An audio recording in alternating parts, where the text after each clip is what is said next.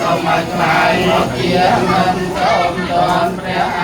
រិយមេត្រីដោយមានចិត្តសូមបានឃើញថាបានក្នុងព្រះជន្មខ្ញុំសូមឲ្យបងសូមគួរតាមមកចេតទៅបានចងព្រះជាស្លាយនៃជាតាបិតាខ្ញុំព្រមទាំងគ្រូអាចារ្យខ្ញុំតែបានប្រមូលឡើង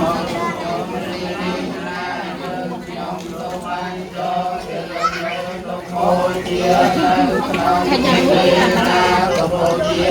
រៀងទៅក្នុងបានទៅ